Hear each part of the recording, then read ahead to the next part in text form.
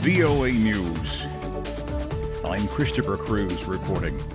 The United States is pulling out of a treaty signed with Iran in 1955 in response to the order from the International Court of Justice on Wednesday, telling the United States to lift sanctions on Iran involving medicine, food, and airplane parts.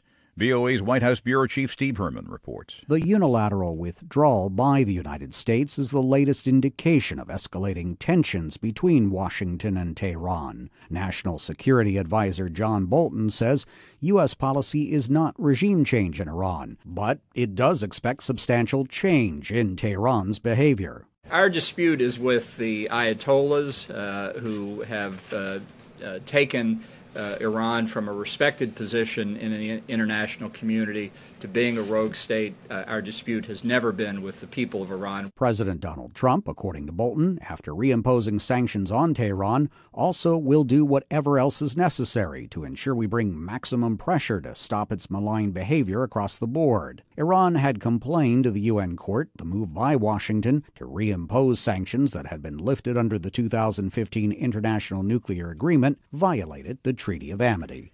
An armed intruder reportedly tried to break into the home of exiled Turkish cleric Fethullah Gulen Wednesday morning, but was chased off by a security guard. A spokesman for Gulen said the guard fired a warning shot into the air and the suspect fled. Pennsylvania State Police searched the area but could not find the alleged intruder. 5 police officers in Florence County, South Carolina, have been shot. Police say the shooter has been arrested. 3 Florence County Sheriff's deputies and 2 city officers were shot. Information on their conditions is not yet available. This is VOA News. Police have arrested a man in the western state of Utah in connection with suspicious letters mailed to the president and the Pentagon. William Clyde Allen of Logan, Utah, was arrested Wednesday for allegedly mailing the letters that contained castor seeds from which highly toxic ricin can be derived. If inhaled, ingested, or injected in a refined form, ricin can kill a person within 48 hours of exposure. There's no known antidote for it. The envelopes, by the way, did not get into the White House or the Pentagon. Time is running out on Indonesia's Sulawesi island as rescuers dig through debris for survivors of Friday's 7.5 magnitude earthquake and tsunami. More than 1,400 people were killed, hundreds are missing.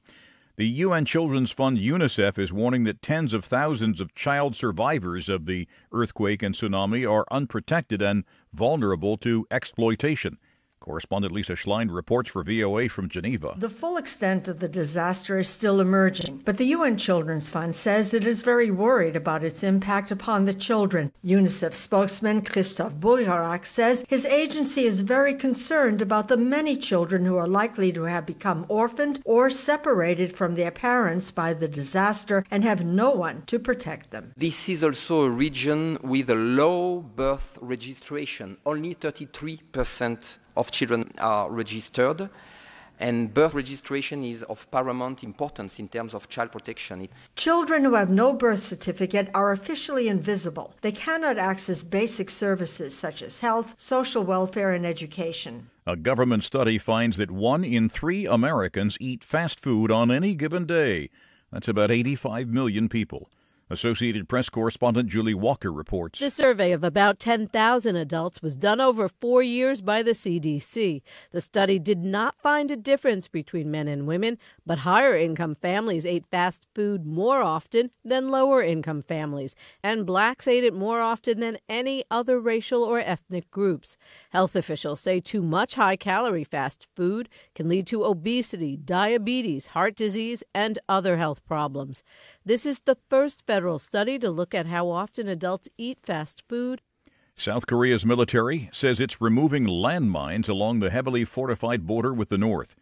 The effort is aimed at reducing tensions and building trust on the divided peninsula. The project began Monday, the result of an agreement reached during last month's summit between the two nations' leaders. There's more on these and other late-breaking and developing stories from around the world around the clock at voanews.com and on the VOA News mobile app. I'm Christopher Cruz, VOA News.